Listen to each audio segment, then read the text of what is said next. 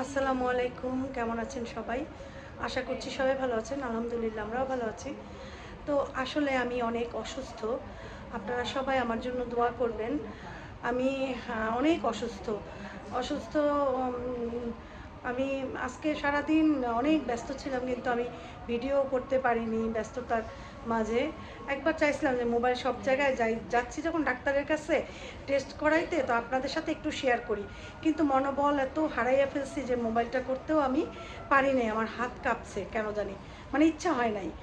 ঘটনা হয়েছে, আমি ডাক্তারের কাছে গেছি। আমার নাক কান গলা ডাক্তারের কাছে, হারুন রশিদ, ওনাকে দেখাইছি আমি আজকে। তো আমার সমস্যা হয়েছে, আমার এই জায়গাটার বাহিরে এই জায়গাটায় ব্যথা। অনেক দিন যাবতই ব্যথা, প্রায় অনেক দিন হবে, 10-15 দিন তো হবেই, তারও বেশি মনে হয়, একটু এরকমই হবে ব্যথা। পরে আমি ডাক্তারের কাছে যাই না বলে কি ঠিক হয়ে যাবে ঠিক হয়ে যাবে, দেখি ঠিক আর হয় না, ঘুমাইতেই এখন পাই না। কারণ এভাবে শুইলে এই দিক দিয়ে যে এদিকে ফিরবো তখন এখানে টান লাগে, এরকম একটা অবস্থা। তো এখন কালকে রাতে কেমন যেন ভয়ও লাগছে, জানলা কি না কি হয়েছে আমার। আমি আজকে ডাক্তারের কাছে যাবো, তো কালকে রাতেই অ্যাপয়েন্টমেন্টটা নিয়ে রাখছি। এরপরে গেলাম, যে দেখাইছি। দেখানোর পরে আঙ্কেলের সাথে সাথে আমাকে একটা টেস্ট লিখে দিছে, যে আল্ট্রাসাউন্ড, যে গলার এখানে আল্ট্রাসাউন্ড করতে হবে আর রিপোর্ট তাড়াতাড়ি নিয়ে আসতে হবে। তো এটা আবার পরমাণু, বরিশালে যে পরমাণু ইয়ে আছে, যে টেস্ট করে ওইখানে গেলাম, যে টেস্ট করাইতে দিছি। সে নিয়ে আর এক কাণ্ড, গেছি 12:30টার দিকে, তো তখন তারা নিবে না, কালকে টোকেন টোকেন নিয়ে কালকে করতে হবে, যেহেতু সরকারি ইয়ে। তো তো এখন আমার তো আজকেই লাগবে। তারপর আমার মামা শ্বশুর, আপনারা অনেকেই জানেন, ডক্টর ক্যাপ্টেন সিরাজুল ইসলাম, তার কথা বলছে আসিফের আব্বু, যে ক্যাপ্টেন সাহেব কিন্তু আমার আপন মামা, আর আপনার টেস্ট আজকেই দিতে হবে, এরকম বলার পর ওরা একটু মানে স্বাভাবিক, যার বড় এরকম বড় একজন ডাক্তার যদি তার আত্মীয় স্বজন থাকে, তখন দেখা যায় একটু ইয়া পাওয়া যায়, সাপোর্ট পাওয়া যায়। তো যাই হোক, তারপর সেটা আমার ওয়াইফের এটা একটা ইমার্জেন্সি বলার পরে তারপর ওরা আমাকে টেস্টের জন্য করলো। পরে আমার আল্ট্রাসাউন্ড করলো, কইরা বললো, যা বললো আমি বুঝছি। যাই হোক, এখন ওই পর থেকে আমার মনটা খুব খারাপ, যে কি হইলো না হইলো। তো আঙ্কেলের কাছে আবার রিপোর্ট নিয়ে আসছি, সেটা দুপুর প্রায় 2টার সময়। আঙ্কেল দেখে রিপোর্ট ওষুধ টষুধ দিছে 10 দিনের, খাইতে বলছে। এরপরে আবার টেস্ট করবে আবার। তো বুঝিনি তো, এখন মনের অবস্থা আমার খুবই খারাপ। সবাই সান্ত্বনা দিতেছে নানানভাবে, যে না গলার বাহিরে তো এই যে ঠিক এই জায়গাটা একটু ফুলা ফুলা, এমনি বোঝা যায় না, হাত দিলে একটু বাজে, মানে সোয়েলিং একটু বাজে ভিতরে একটু ইয়ে। যাই হোক, এখন কী হয়েছে আসলে জানিও না। থাক, যাই হোক, আপনারা কমেন্টে কিন্তু কিছু এমন কিছু লিখবেন না প্লিজ। এমনিতেই আমি একটু ঘাবড়াইয়ে গেছি অনেক বেশি, আপনারা এমন কিচ্ছু লিখবেন না, কেউ কিছু জানলেও কিছু লিখবেন না, ঠিক আছে? তো যেহেতু আমি আমার প্রতিটা লাইফের পার্ট আপনাদের সাথে শেয়ার করি, সেজন্যই করলাম। তার ভিতরে দেখেন, সেখান থেকে বাসায় আসছে, এসে দেখি যে আমাদের যে দারোয়ান, যে জাহাঙ্গীর ভাই, উনি আমার জন্য ছাদ থেকে পুঁইশাক, উনি পুঁইশাক গাছ লাগাইছিল, পুঁইশাক পাঠাই দিছিল বাসায়। এসেই দেখি তাজা তাজা পুঁইশাক, এখন বাজে 2টা। আমি রান্নাও করে যেতে পারিনি, শুধু ওদের কালকে রাত্রে চিকেন ভুনা করছিলাম, যে আজকে ডাক্তারের কাছে যাবো সেই জন্য, আর ডাল করছিলাম। ভাবছি দুপুরে সে আসিফের আব্বুর জন্য একটা তরকারি করব। তো আস্তে আস্তে দেরি হয়ে গেছে, তাও পুঁইশাকটা কুটে চিংড়ি দিয়ে পুঁইশাকটা রান্না করছে আসিফের আব্বুর জন্য। গোসল করতে যাবো, এই সময় নানা বাসার থেকে কল আসছে, বলে খেতে আসো, কারণ প্রতিদিনই কেউ না কেউ খাবার দেয়, তো তো আমাদের ডাকে। তো যাই, শুধু আমরা খাওয়ার জন্য আসলে যাই না, যাই যে একটু যাই, একটু বসি সবার সাথে, মামি কান্না করে একটু দৌড়ি, বা বোঝেন তো, যেখানে মানুষ মারা যায়, আত্মীয় স্বজন আপন, সেখানে একটু বসে থাকতেও শান্তি লাগে, সেই জন্য একটু যাই, বিশ্বাস করেন। তারপর যাই হোক, আমি আসিফের আব্বু বলকে মুক্তা চলো, আর আমার আসিফের আব্বুরেও তো একটু, তার তো আপন মামা, তারও তো খারাপ লাগে অনেক বেশি, এই জন্য বলে কি তার মনটাও ভালো লাগবে। তারপরে যাই হোক গেছি, ওইখানে যাই আমরা টিয়া করছি, খাওয়া দাওয়া করছি, করে একটু রেস্টও নিছি। তারপরে আমি আবার বাসায় চলে আসছি, যে আসিফ বাবার একা, আফি বাবার যাবে জিমে, আসিফ একা থাকবে। তো ওরা বলছিল যে না থাকো, চাটা খেয়ে সন্ধ্যার দিকে যাবা। তো আমি বলছি না, রাতে তো যেহেতু আমার আসতে হবে, আমি তাহলে করি, আমি যাই, আসিফের একটু টাইম দিই, আসিফের সাথে থাকি, একটু চা খাই, একটু খাবার খাই, টুকটাক বানাই দিতে হয় বা একটু রেডি করে দিতে হয়, এই জন্য চলে আসছে। এসে আসিফ এই পর্যন্ত অনেকবারই খাবার টাবার অনেক কিছুই দিছি, টুকটাক চাও দিছি, 2-3 বার চা খাইছে, লাল চা খাইছে যদিও, একবার শুধু দুধ চা খাইছে। আমি নিজেও চা খাইছি বাসায় এসে। এর ভিতরে আমার 2 বান্ধবী শুনছে যে আমি অসুস্থ, ওদের একটু ফোনে বলছে, ওরা সবসময় আগে দুপুরের পর ফোন দিয়ে আমার খোঁজ নেয়। তারপর ওদের করলাম কি, ওদের বলার সাথে সাথে ওরা কিন্তু ওয়েট করে নাই, আমাকে দেখতে আসছে। আম্মা তো দিয়ে ফোন দিয়ে একদম আম্মা সান্ত্বনা দিয়ে কিচ্ছু হবে না, আল্লাহ ভরসা। আসলেই আল্লাহ ভরসা, আল্লাহ চাইলে সবই করতে পারে, আল্লাহ চাইলে সুস্থতা দান করতে পারে, আমিন। আল্লাহই সুস্থতা দান করবে ইনশাল্লাহ। মনোবল হারাই মাঝে মাঝে, তারপরে ভাবি যে কেন মনোবল হারাবো, আল্লাহ যদি জীবন লেখে থাকে তাহলে কেউ নিতে পারবে না, আল্লাহ যদি জীবন শেষ করে দেয় এই জায়গায় তাহলে আর কেউ বাঁচাইতে পারবে না। তো এই জন্য মাঝে মাঝে কষ্ট হয়, ভয় লাগে। যাই হোক, দোয়া করবেন সবাই আমার জন্য। এখন কথা হয়েছে আরও টেস্ট টুস্ট আছে, ওগুলোও করবো, আল্লাহ ভরসা দেখি কি হয়। জানি না, আসলে কাঁপতে আছে, গা ভিতরে কাঁপে, তারপর নিজে কন্ট্রোল করতেছে। এখন আবার আমার বান্ধবীরা এখনও আছে, বাসায় গল্প করতেছে। তো ওরা আমরা একসাথেই বের হবো, আমি এবার নানার বাসায় যাবো, কারণ চাইছিলাম নানার বাসায় মানুষ মারা গেল যেহেতু গেছে, আমার আত্মীয়, তারপর একটু খাবার দাবার দিলে ভালো হয়। বোঝেন তো আসলে আমি একা এত কাজও করতে পারি না, আমি অনেক দিন যাবো সিক, আমি না সবসময় আপনাদের ভিডিওতে বলিও না সব কিছু, আজকেই মনে হয় মন খুলে একটু বললাম। তো এখন যাব, যে আমি আগেই বলছি যে যেহেতু আজকে রাতে কোথাও থেকে খাবার আসবে না, তো আমি ভাবলাম যে, আমি বলছি যে না, ওরা বলে যে না অসুবিধা নেই, ডাল ডিম ভাজা এগুলো আমরা রাতে খেয়ে নেবো। আমি বলছি না, দরকার নাই, আমি তাহলে একটা কাজ করি, দোকান থেকে একটু ওই যে বিরিয়ানি আছে না, প্যাকেট খাবার, আমি চিন্তা করলাম সবার যে কজন মানুষ প্যাকেট বিরিয়ানি কিনে তারপরে দিয়ে আসি, তাহলে ওগুলাই ওরা খাইলো। কারণ যেটা আমি আসে বাসপাকের জন্য রেগুলার বাসায় আনি, ওইটাই ভালো, আমি দেখলাম ওটা ভালো, আলহামদুলিল্লাহ। তো ওইটাই কিনবো। তো এই জন্য আমি এখন বের হবো, এখন 8টা 10 বাজে মনে হয়, যাবো দোকানে, খাবার নিবো, তারপর ওদের বাসায় দিব, তারপর আবার আসবো। আসার সময় আবার আসে বাথরুমের জন্য একটু নিয়ে আসবো, কারণ ওই যে দুপুরে চিকেন খাইছে কালকে রাতেরটা, এখন তো আর ওদের খাবার নাই, আমাদের পুঁইশাক রান্না আছে, তো ওদের জন্য নিয়ে আসবো। আর আমি একটু ভাত হয়তো হালকা খেতেও পারি, একটু পুঁইশাক দেওয়া হয়তো, আর একটু হয়তো খেলে একটু ডিম ভাজি করতে পারে, আর আছে ব্রাপুরে ওই রকমের কিছু দিয়ে দেবো, ভাত তো সে খাবে না। এখন আসলে কি, মন যখন অশান্তি থাকে, মনে যখন কষ্ট থাকে, তখন আসলে কিছু ভালো লাগে না। আমি আসলে কি সারা দুপুর কান্না করছি, অনেক কান্না করছি। আসলে আব্বু আমাকে অনেক সান্ত্বনা দিছে, কিন্তু কেন জানি সান্ত্বনা মানতেছিল না, আমি অনেক কান্না করছি। এই ভয়েই আমি এতদিন ডাক্তারের কাছে যাইনি, আমি চাইলে আগেই যাইতে পারতাম, এত ভয় লাগতেছে যে কি হয় না হয় বলতেও পারি না। তাই ওকে ওষুধ দিছে, অ্যান্টিবায়োটিক দিছে, খাই, তারপর দেখি কি হয় না হয়। আপনারা আমাকে সান্ত্বনা দিয়েন, দোয়া করেন, কিন্তু কেউ উল্টাপাল্টা কমেন্টে কিছু লিখবেন না, ঠিক আছে?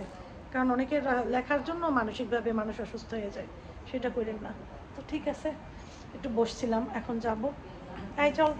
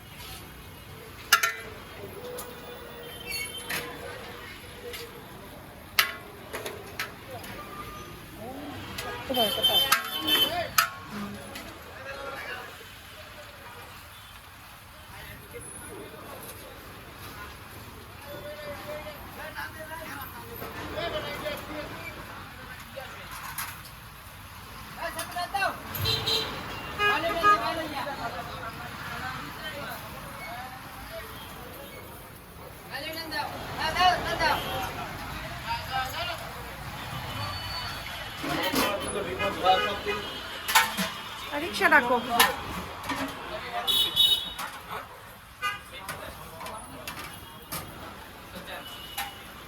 এই গলির ভিতরে ঢুকতেছে, একটুখানি জায়গা।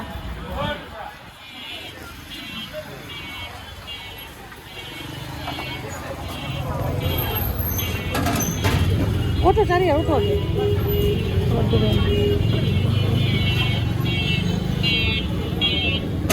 আমার কাছে একটা দাও, তার কাছে দুইটা দাও।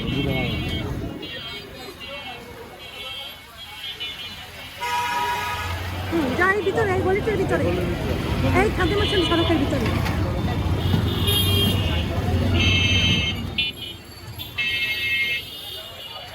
রাস্তার মধ্যে রিক্সা দিয়ে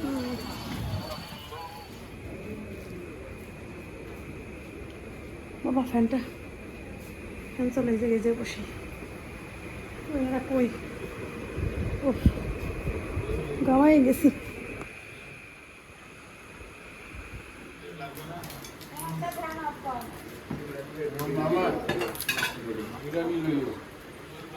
ঢালো ঢাললে বুঝবা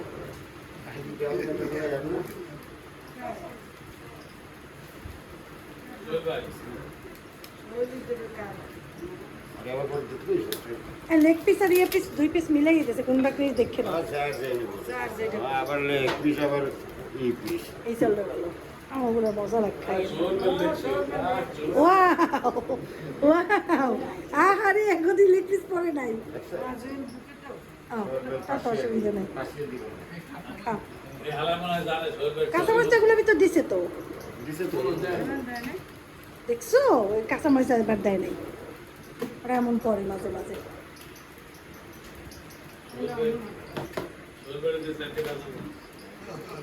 সোহেল ভাই খায় না ইয়ে খাই একমাত্র মনা মামাই খায় কাঁচামরিচ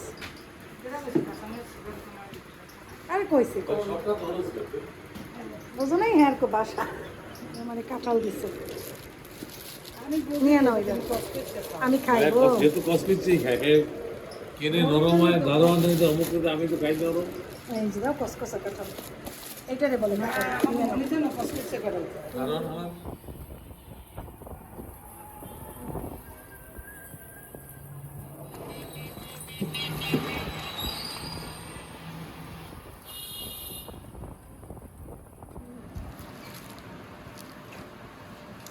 বলছে 10 টাকা কিছু বলছে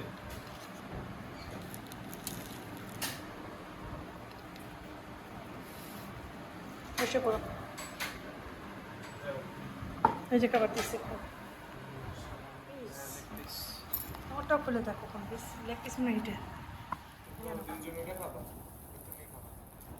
ভাইয়া আপু খায় না আপু গাছ খায় না আপু খাবে দুপুরে খাবার রান্না করছি না করতে ভুলে গেছে আসিফের আব্বুর আজকে রাতের বেলা আমরা খাবার খাই নাই খাবার খাওয়ার আগে মাপাইছি 5.9 না 6 সারিয়ার হ্যাঁ 5.6 5.6 পাইছি মানে ইয়াতে রাতে খাবারের আগে যাই হোক এই হচ্ছে আমাদের আপডেট আর ওইদিকে বাচ্চারা খাইতেছে খাবার আমি আর আসিফের আব্বু খাবো আসিফের আব্বুর খাবারটা গরম করি আসসালামু আলাইকুম গুড মর্নিং বাইরে প্রচুর বৃষ্টি হচ্ছে অবশ্য গুড মর্নিং বলা ভুল গুড আফটারনুন হ্যাঁ প্রায় 12টা বাজে তো আমি এখন হঠাৎ করে বৃষ্টি শুরু হয়েছে তো আমি এখন যেটা করব সেটা হচ্ছে খাবার রেডি করব আসিফ আফিফ ওদের জন্য ওদের ক্ষুধা লাগছে আমাকে বলল খাবার দিতে তো ওদের জন্য খাবার বানাচ্ছি পরোটার সাথে থাকবে হচ্ছে আলু ভাজি টাজি এগুলো ভাতও বসাইছি তো মামা দেখতে দেখতে মামা মারা গেল বেশ কয়েকদিন হয়ে গেছে আর আমার মনও ভালো না শরীরও ভালো না কেন ভালো না সেগুলো তো শুনলাম যে কারণেই ভালো না আসলে বোঝোই তো অসুস্থ আর অসুস্থ অবস্থায় কিন্তু মন অত ভালো থাকে না ডাক্তার দেখানোর পর থেকে মানে একটা আছে না মানসিক একটা জানো মানুষে বলে বনের বাগে খায় না মনের বাগে খায় আমাকে এখন মনের বাগে খাচ্ছে আমি কত কিছু চিন্তা ভাবনা করতেছি ভয় পাই এই সেই কারণ এই জন্য আমি সহজে ডাক্তারের কাছে যাই না ভয়ে যে গেলেই কিছু না কিছু একটা বলবে কোনো বিষয়ে তারপর দেখা যাবে টেস্ট করলে দেখা যাবে যেটা জানি না সেটাও চলে আসবে তখন দেখা যাবে মানসিকভাবে এই সেই এরকম মাঝে মাঝে মনে হয় আল্লাহ ইমানের সাথে পৃথিবী দিয়ে নিও কিন্তু হুট করে নিও জানি নিজেও টের না পাই তাহলে হয় কি ওই ভয়টা আর থাকে না ঠিক আছে মারা তো সবাই আমরা একদিন যাব আগে পিছে কিন্তু ভয় জিনিসটা ভেতরে বসে যায় আর সেই ভয়টা কিন্তু অনেক মারাত্মক জিনিস এই আর কি তো আমি সবসময় খুব সুন্দর করে পরোটা বানাই বড় বড় করে রিয়াদের মতো রিয়াদের দোকানে যে পরোটা বানায় না এই যে পাকিস্তানি পরোটাগুলো মানে নান বলে তমিজ নান ওগুলো অনেক মোটা বড় বড় চড়ো চড়ো থাকে ঠিক ওরকম আর বাইরে তো বৃষ্টি হচ্ছে খুব সুন্দর এই আর কি আমাদের এলাকাতে নাকি বৃষ্টি হইতেছে ওই অন্য সব এলাকায় নাকি আবার বৃষ্টি হয় না এটা একটা অবাক জিনিস, এক এলাকায় বৃষ্টি হয়। আমি 3-4 জনের সাথে কথা বললাম, বলে কই না তো, আমাদের তো বৃষ্টি হয় না। আমি বললাম কই আমাদের তো বৃষ্টি হচ্ছে, এই আর কি। তো পরোটা একটু তেল দিয়েই ভাজবো, একটু তেল দিয়ে দিচ্ছি, কারণ ওরা আবার তেল ছাড়া খেতে চায় না, এই আর কি। আমাকে যে মেডিসিন দিয়েছে তার ভিতরে ব্যথার ওষুধ দিয়েছে, পেন কিলার। আর আমার তো অ্যাজমার সমস্যা আছে, তোমরা জানো। পেন কিলার দেওয়ার কারণে যখন যেটা হচ্ছে, আমার শ্বাসটা বেড়ে যাচ্ছে খুব বেশি। সারাদিন আমার শ্বাস ফিল করি আমি, আমার কিচ্ছু ভালো লাগে না।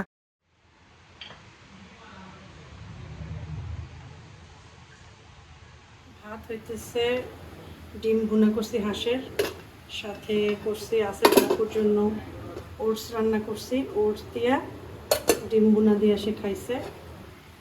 আর ওদের বানাই দিতেছি পরাটা, আর করছি আলু ভাজি। কালকের একটু মুরগির মাংসের তরকারি আছে, ডিম পোস, আলু ভাজি, মুরগির মাংসের তরকারি, এগুলো খাবে। এই যে আলু ভাজি, এটাই আজকে আমাদের দুপুরের খাবার। পরোটাটা করলেও ভালো, এইরকম করে রুটি করলে রুটিও মজা লাগে খেতে। এই তো ছেলেরা খাবে না রুটি, আমি খেলে, যখন আমি খাই তোমরা খেয়াল করছো, আমি তেল দেই না, তেল ছাড়া খাই। এইভাবে খেতে মজা লাগে, অনেক অনেক ভালো লাগে। আমাদের ঘরে এখন আমরা রান্না করি 3 রকমের। এক রকমের করি আমার জন্য, এক রকমের করি আসিফের আব্বুর জন্য, এক রকমের করি আসিফ আফিফের জন্য। খাও, এখন ওদের খাবার দেবে, একটু ডিম ভাজবো আর মাংসটা গরম করবো। এই যে ছেলেদের খাবার।